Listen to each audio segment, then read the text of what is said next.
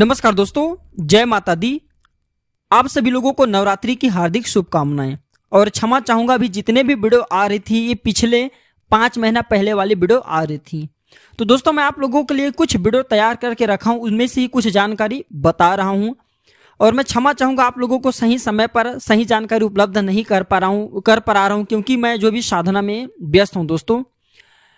तो देखिए, नवरात्रि के समय में क्या करना चाहिए, माता रानी को प्रसन्न करने के लिए हमें क्या चढ़ाना चाहिए, माता रानी अपने होने का एहसास हमें किस प्रकार से कराती हैं, क्या करें क्या ना करें, सारे जानकारी इस वीडियो में बताऊंगा। और अगर भाई आप ज़्यादा ज्ञानी हैं, कोई ज़्यादा ज्ञान रखते हैं तो वीडियो को छोड़ करके जा सकते हैं। इसलिए मैं खड़ी जबान बोलना चाहता हूँ, खड़ी जबान बोल रहा हूँ क्योंकि आप में से बहुत सारे लोगों को ये बोलते हैं ना कि गुरुजी आप जल्दी से जानकारी नहीं बताते। भाई हम आपके नौकर नहीं हैं, जानकारी बता रहे हैं। जिनको ज्ञान लेना है वो हमारे बातों को ध्यान से सुने, जिनको साधना क्षेत्र में आगे जाना है, अपने जीवन को सफल कराना है, ऐसे व्यक्ति वीडियो को देखें। जिनको फायदा नहीं लेना है, जो ज़्यादा ज्ञानी है, वीडियो को छोड़ करके जा सकते। इसमें हमें कोई नुकसान नहीं, इसमें आपके नुकसान है। तो दोस्तों आप लोगों को बताना चाहूंगा, देवताओं से जल्दी तत्काल प्रसन्न होने वाले देवी माँ दुर्गा को कहे हैं। माँ का मतलब होता है ममता की देवी। नवरात्रि के पर्व जो होता है ममता की देवी का ही पर्व है। नवरात्रि का हर एक सेकंड, हर एक घड़ी शक्तियों से भरा होता है। और इस संसार में नवरात्रि एकमात्र ऐसा शुभ पर्व है जिसमें माँ दुर्गा हम सब मानव जाति के कल्याण के लिए अपने सखियों के साथ में, अपने बहनों के साथ में इस धरा पर, इस मृत्यु लोक पर हमारे घर में आती हैं। 9 दिनों तक माता रानी खूब हमें आशीर्वाद देती हैं। और कहा भी जाता है नवरात्रि के समय में जो जैसा पूजा करता है, धर्म कर्म करता है, माता रानी के निमित्त हेतु जो उपाय करता है, अपने समर्थ अनुसार जो क्रिया करता है, तो माता रानी उन्हें भी फल प्रदान करता है। इसलिए नवरात्रि के समय में कुछ ना करने से अच्छा है कुछ कर लें। दोस्तों नवरात्रि में हमें अपने कल्याण के लिए कुछ ना कुछ उपाय जरूर करना चाहिए ताकि हमारे इस जीवन में आने वाले सभी परेशानी, आने वाले सभी कष्ट माता रानी की कृपा से स्वतः ही समाप्त हो जाएं। और आप सभी लोगों को बताना चाहूंगा, कष्ट किनके जीवन में नहीं आए दोस्तों, कष्ट प्रभु राम के जीवन में आए हैं, प्रभु कृष्ण के जीवन में आए हैं। भगवान श्री कृष्ण को चोरी का दोस्तों कहा जाए तो एक प्रकार के अपराध लगा था, चोरी के एक प्रकार के उन्हें आरोप लगा था। प्रभु राम को आपने देखा होगा, प्रभु रामचंद्र जी महाराज को, प्रभु रामचंद्र जी जो है माता सीता को उनको त्याग करना पड़ा। तो इस संसार में ये मुझे बताइए किनको दोष नहीं लगा, इस संसार में किसको दोस्तों इस समाज ने नहीं छोड़ा है।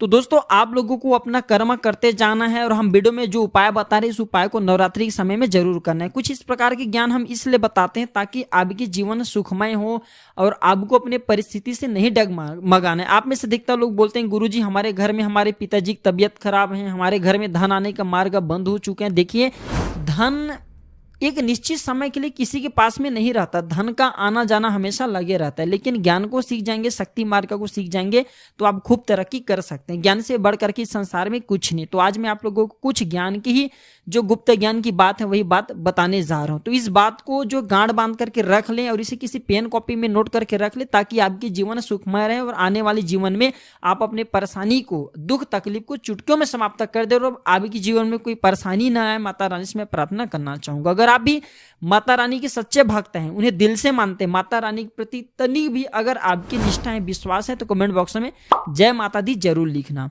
और अगर आप प्राचीन ज्ञान चैनल से अगर थोड़ा बहुत भी प्रभावित हुए हैं तो चैनल को सब्सक्राइब कर बेल आइकन जरूर प्रेस कर लेना। देखिए, जो शक्ति हैं, जो देवी हैं, ये अपने होने का एहसास अपने भक्तों को जरूर कराती हैं, चाहे कुछ ना कुछ रूप में जरूर करें लेकिन अपने होने का एहसास जरूर कराती हैं। तो माता रानी अपने होने का एहसास किस प्रकार से करती, 5 संकेत बता रहा हूं। पहला है कि पूजा के दौरान अगर पीठ पीछे कोई आपको ऐसा लगने लगे कि आपके पीठ पीछे कोई खड़े हैं, आपको ऐसा एहसास हो रहा है तो समझ जाना देवी दुर्गा ये फिर शक्ति स्वरूपनी देवी आपके पीछे में खड़ी हैं और ये आपको अपना होने का एहसास करा रही हैं। ज्योति का जो बत्ती होती हैं या फिर हम जो दीपक जलाते हैं, दिए जलाते हैं, उनके बत्ती का तेल अगर तेजी से घट रहे हैं तो समझ जाना देवी शक्ति आ चुकी हैं। दूसरा, अगर ज्योति की जो बाती हैं या फिर दीपा की जो बत्ती हैं तेजी से जलने लगे, अचानक से तेजी से जल रहे हैं और जलते हुए तेजी से अगर मंद जलने लगे तो समझ जाना देवी नौ दुर्गा आपके सम्मुख में है, लेकिन आप उन्हें देख नहीं पा रहे। तीसरा संकेत है अचानक से अगर शीतल ठंडी हवा आपके पास में आने लगे, जैसे आप माँ दुर्गा की पूजा करके घर से बाहर निकले और पूजा करने के दौरान जैसे आप घर से बाहर निकले तो एक हवा का सीधा अब समझ जाइए एक प्रकार की हवा चलती हुई आए और आपके ऊपर में बिल्कुल ही शीतल हवा चल करके फिर चले गए, या फिर शीतल ठंडी हवा बहते हुए आपके सम्मुख से गुजर के चले जाएं तो समझ जाना देवी नौ दुर्गा आपके पास में आई थी। ये कुछ संकेत हैं दोस्तों। इसी के साथ घी, इत्र, पुष्प का सुगंध आना, अगरबत्ती का धुआं या फिर धूप के धुआं अगर आपके चेहरे की तरफ आ रहे मुड़ करके हवा के माध्यम से तो समझ जाना देवी शक्ति आपके ऊपर में बहुत प्रसन्न है और आपको साधना क्षेत्र में या फिर आपको भक्ति क्षेत्र में काफी आगे ले जाना चाहते हैं। दोस्तों इस वीडियो को बिल्कुल याद छोड़ करके मत जाना, क्योंकि आज के जो वीडियो में बहुत ही सुंदर हैं। मैं गुप्त जानकारी भी इस वीडियो में इसलिए बता रहा हूं ताकि आप सभी लोगों का उत्थान हो, कल्याण हो। और मैं आप लोगों को कई बार बता चुका हूं प्राचीन ज्ञान एक यूट्यूब चैनल ही नहीं बल्कि आप सभी दर्शकों का परिवार हैं। और दोस्तों मैं आप लोगों को बताता हूं कि हम अपने चैनल के अधिकतर कमाए गए पैसे गरीब एवं असहाय लोगों की सेवा में समर्पित करते हैं। और रही बात दोस्तों अगर हमें पैसा कमाना होता यूट्यूब में तो दोस्तों हम आप लोगों को कई प्रकार के गुप्त संबंधी जानकारी भी बता देते हैं। दोस्तों हम और चैनल वालों की तरह नहीं, हम हट करके हैं, हमें जो पसंद आती वही जानकारी बताते हैं, अन्यथा कितनों भी रिक्वेस्ट कर ले हम वीडियो नहीं बनाने वाले। चलिए मैं कुछ और गुप्त जानकारी बता दूं, जैसे कि माँ को प्रसन्न करने के लिए हमें नवरात्रि में क्या चढ़ाना चाहिए। तो सर्वप्रथम मैं पुष्पों की बात करूं तो नवरात्रि में अगर माँ दुर्गा को आप प्रसन्न करना चाहते हैं तो पुष्प की माला बना करके अर्थात स्वयं की हाथ से जो पुष्प आपको अच्छा लगे, जैसे कि पीले कलर की पुष्प, इससे माता नौ दुर्गा जल्दी प्रभावित होती हैं, पीताम्बरा देवी प्रभावित होती हैं। लाल कलर की जो पुष्प हैं इससे भी माता जल्दी प्रभावित होती है। और सफेद कलर की जो पुष्प हैं नवरात्रि के पंचम दिन बस ही चढ़ाना चाहिए। तो पुष्प की माला बना करके, हार बना करके अगर नौ दुर्गा माता को चढ़ाते हैं तो आपके भक्ति से बहुत प्रसन्न होते हैं। ऐसे साधा को मनचाहा आशीर्वाद प्रदान करते हैं। पान के पत्ते की माला बना करके जो व्यक्ति चाहते हैं, जिनके वंश वृद्धि नहीं हो पा रहे हैं या फिर जीवन में तमाम प्रकार की मुश्किलें आती हैं, संकट आती हैं, कष्ट आती हैं, नाना प्रकार के कष्ट जीवन में आ रहे हैं, स्वतः ही कष्ट पनपते जा रहे हैं, तो पान की पत्ते की माला बना करके नवरात्रि में पंचमी, सप्तमी या अष्टमी दिन में बिल्कुल ही चढ़ा देना चाहिए। तो ये माता सभी प्रकार के कष्टों को हर लेते हैं। या फिर जो लोग जैसे नवग्रह की पीड़ा से परेशान रहते हैं उनके लिए ये फिर सोने पे सुहागे हैं। नींबू की माला भी माता रानी को चढ़ाते हैं। नींबू की माला कौन चढ़ाते हैं? जो व्यक्ति शत्रु से पीड़ित हैं। जैसे जो व्यक्ति शत्रु से पीड़ित हैं ऐसे व्यक्ति अगर नींबू की माला चढ़ाएं तो शत्रु जो आपको अनावश्यक परेशान करते हैं, ज्ञात अज्ञात दोनों प्रकार के शत्रु, आपको पता नहीं चलता, सोचते कोई और है लेकिन रहता कोई और शत्रु है, तो नींबू की माला बना करके, नींबू की कितने माला बनाना होता है? 21 माला, 21 नींबू लेना होता है। ठीक, 21 माला नहीं 21 नींबू लेना होता है। 21 या फिर 51, 108 की जो संख्या में नींबू ले सकते हैं, सबसे बेहतर रहता है 21 ले लीजिए। और 21 लेने के बाद आप जो इनकी माला को माता रानी को भेंट करें और आप बोलें कि मेरे गुप्त शत्रु का नाश करे। आपके कैसा भी गुप्त शत्रु, कितना भी बड़ा तांत्रिक क्रिया क्यों ना जानने वालों, छठी की दूध याद दिला देंगे। क्योंकि दोस्तों हम दावे के साथ कहते हैं, क्योंकि हम माता रानी की काफी समय से सेवा करते आ रहे हैं, हम रिजल्ट भी देख चुके हैं। इसके बाद है लौंग की माला चढ़ा सकते हैं। लौंग माला किसे चढ़ाना चाहिए? जो लोग सांसारिक सुख प्राप्त करना चाहते हैं, जैसे कि धन है, दौलत है, वैभव है, सांसारिक सुख, जो लोग सांसारिक सुख की कामना रखते हैं ऐसे व्यक्ति को लौंग की माला नवरात्रि के समय में माता रानी को जरूर चढ़ाना चाहिए। इसके बाद है गुड़हल पुष्प की माला। गुड़हल पुष्प की माला नवरात्रि के किसी भी समय में अगर रात्रि कालीन 8 बजे के बाद गुड़हल पुष्प की माला बना करके माता नौ दुर्गा को भेंट कर देते तो माता रानी बहुत प्रसन्न हो जाते, बहुत प्रसन्न। दोस्तों केवल माता रानी को एक गुड़हल की पुष्प नवरात्रि में 8 बजे के बाद रात्रि कालीन में चढ़ा दे तो बहुत प्रसन्न होती हैं, आपसे बहुत प्रभावित होती है माता, आपसे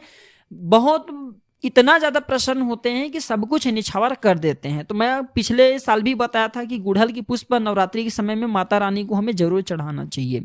तो गुड़हल पुष्प की अगर 3 दिनों तक नवरात्रि के समय में आप माला बना करके माता को चढ़ा दें तो ऐसा कुछ सुख नहीं जिसे माता रानी आपकी झोली में न डाल दे। इसके बाद भोग की बात करते हैं।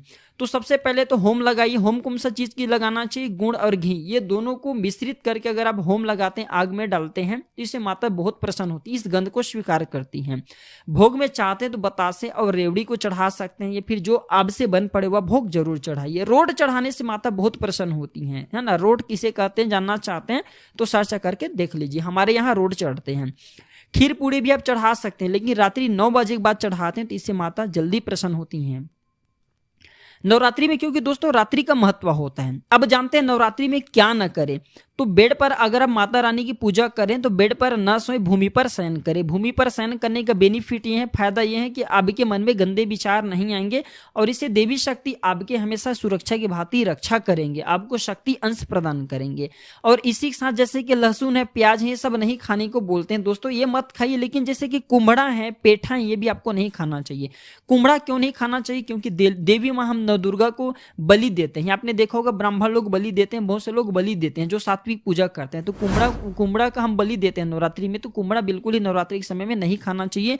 पेठा है, ये भी बिल्कुल ही बलि में प्रयोग किया जाता है, ये भी प्रयोग ना करें। अब क्या करें? तो देखिए नवरात्रि के अगर 9 दिन में किसी भी दिन में आपको टाइम नहीं मिल पा रहे, उपाय नहीं करना चाहते, तो छोटी कन्या को, जहां पे कन्या भोजन करा रहे हैं वहां पे जाइए। जो छोटी कन्या है अपने सामर्थ्य अनुसार कन्या भोजन में आप उन्हें दान दे दीजिए, पैसे दे दीजिए, 2-4 पैसे दे दीजिए, चुनरी दे दीजिए। फिर उन्हें यूज की सामग्री जो होती है कन्या को, उनके लिए कुछ ना कुछ जरूर दीजिए।